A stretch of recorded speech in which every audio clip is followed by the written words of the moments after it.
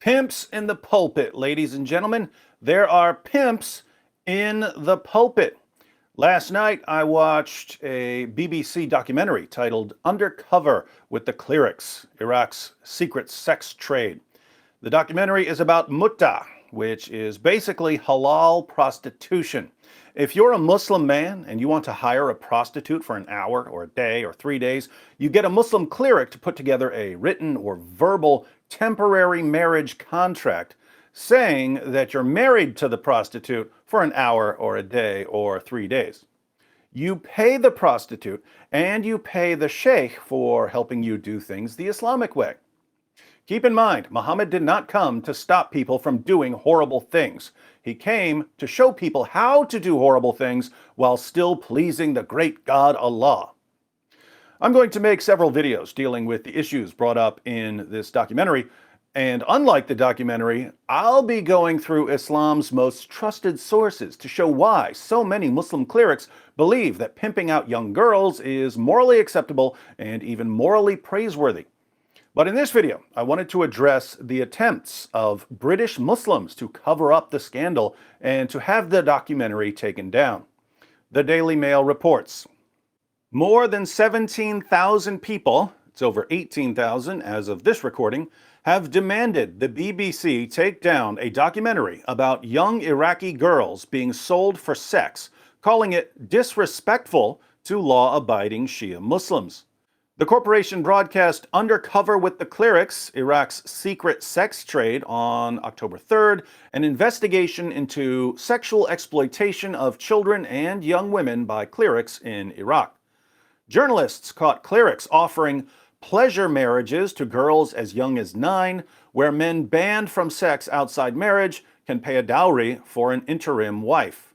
The practice is banned in Iraq, but 8 out of 10 Shia clerics who were approached were willing to carry it out, the BBC World investigation found. 8 out of 10 Shia clerics, 80%, were willing to put together temporary marriage contracts. It's technically banned in Iraq, but the documentary reveals that the Muslim sheikhs care more about what Muhammad said is permissible than about what the Iraqi civil courts say is permissible. Shocker. But now, more than 17,000 people have signed an e-petition demanding the BBC removes the show from iPlayer. The petition to the change.org petition, my goodness, get an editor, Daily Mail, set up by Mo K, accused the corporation of cherry-picking misguided men who do not represent Shia Islam in any way. Yeah, Muslim clerics who oversee mut'ah marriages don't represent Islam. I guess Muhammad doesn't represent Islam either, since he allowed and promoted mut'ah marriages.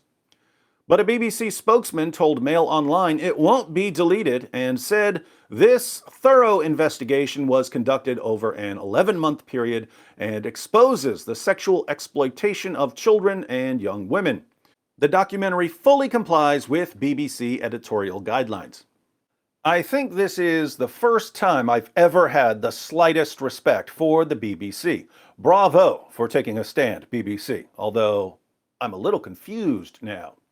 The BBC exposes the Islamic practice of mut'ah and the sexual abuse of Muslim women and girls in Iraq. But if you complain about Islamic grooming gangs in the UK, the BBC will try to destroy your life. Why is that?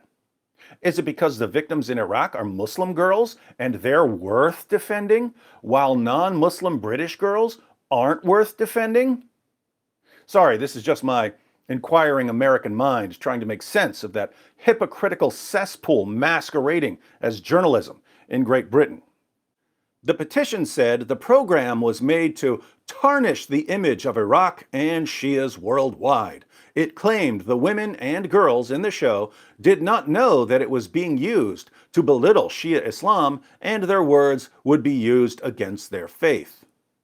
I didn't catch one criticism against Islam or against Shia Muslims in the documentary. The emphasis was on Shia clerics who are pimping out women and girls. The idea that the BBC, one of Islam's greatest defenders in the West, is suddenly attacking Islam and Muslims is so utterly absurd that we might start wondering about the true motives of the people who want the documentary taken down. The petition reads, "To the BBC, when we asked for representation, we weren't expecting this mockery." Again, I'm no fan of the BBC, but there's no mockery in the documentary. If you want mockery, check out my channel. I'll put a link to Islamicize Me and Muhammad's Boom Boom Room in the description box. I'm happy to give the petitioners a free lesson in true mockery. The BBC have recently published a documentary titled Iraq's Secret Sex Trade, in which they go undercover to reveal the heinous crimes committed by a number of men who claim to follow the Shia faith.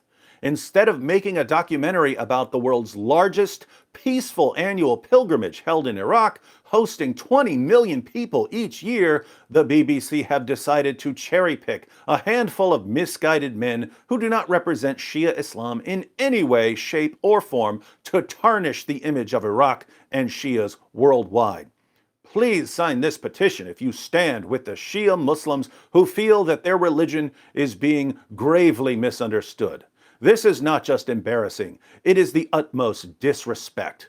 To implicitly label us all as compliant with child prostitution is an absolute disgrace. Those who partake in these acts are not our Shias. Classic response. The petitioner included variations of both the "anyone who follows Muhammad's teachings is not a true Muslim" defense and the "if you criticize any Muslim for doing anything, you're attacking all Muslims" defense. Gotta love the classics. But think about how disgusting this petition is. There are Muslim clerics literally pimping out Muslim women and girls in Iraq.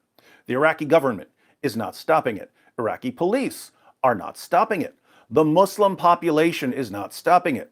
So the BBC, which historically shields these kinds of abusers from criticism by attacking anyone who exposes them, suddenly gets an injection of integrity and shines a light on what's happening in Iraq. And British Muslims respond, "Stop it! Take down the documentary!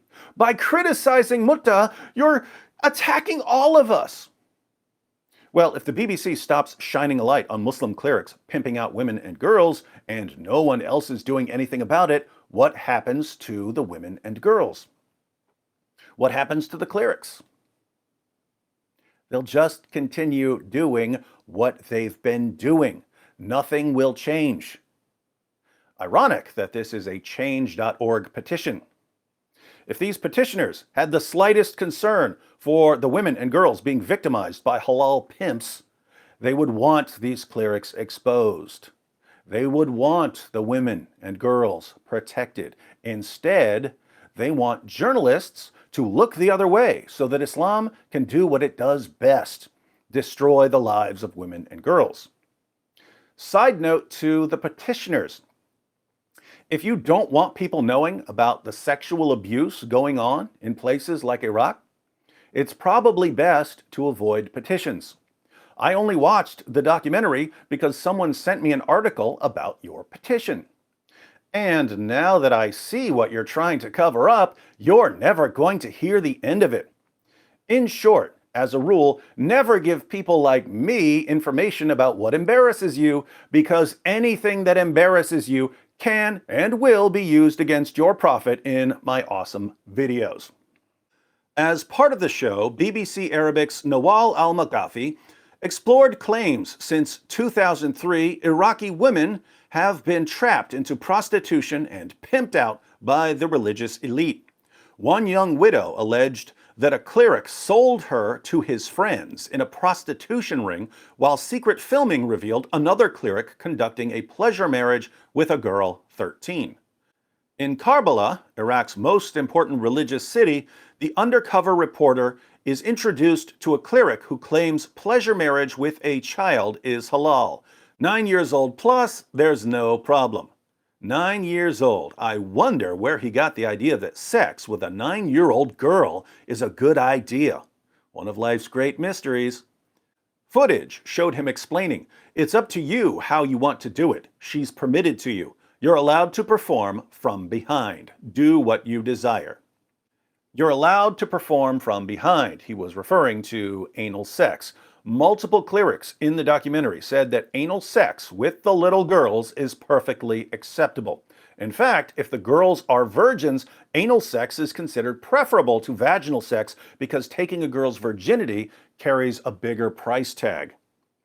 2 of the 3 clerics, secretly filmed by BBC Arabic, describe themselves as followers of Ayatollah Sistani, one of the most senior figures in Shia Islam. However, in a statement to the BBC as part of the show, the Ayatollah said, "If these practices are happening in the way you are saying, then we condemn them unreservedly. Temporary marriage is not allowed as a tool to sell sex in a way that belittles the dignity and humanity of women." Pimpin' ain't easy, am I right, Ayatollah? But thousands have slammed the BBC for allegedly tarnishing Islam on national television at prime time on Friday evenings by signing the petition. The petition accused the program of ignoring the world's largest peaceful annual pilgrimage held in Iraq, hosting 20 million people each year. Just ignore all of the women and girls who are being turned into prostitutes by Muslim clerics in accordance with Islamic law.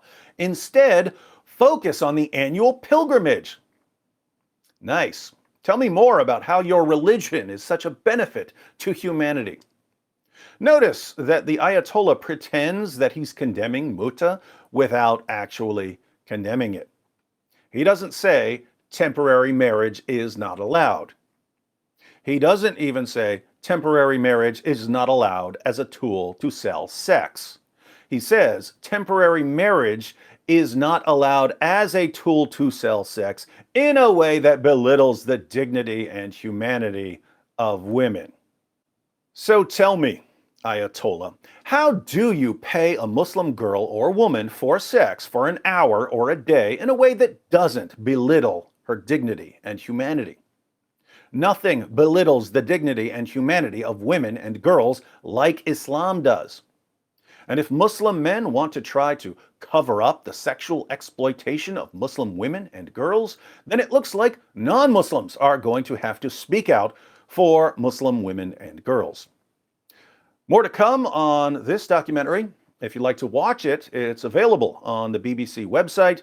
I think the link only works if you're in the UK, but I'll include it in the description box for those of you in the UK. If you're outside the UK, you can watch it on Amazon Video and some other sites. I'll include those links as well. After we explore the sexual abuse of Muslim women and girls in Iraq, maybe we'll take a look at the sexual abuse taking place in Pakistan and in Afghanistan and in every other part of the Muslim world. Then we can think about how this pattern of sexual abuse is connected to Islamic grooming gangs in the UK. Finally, we can try to understand why the spread of Islam is always accompanied by the spread of sexual exploitation and abuse. Hint: if you take one of history's most prolific perverts as your ultimate role model, you're going to get problems like this. Stay tuned.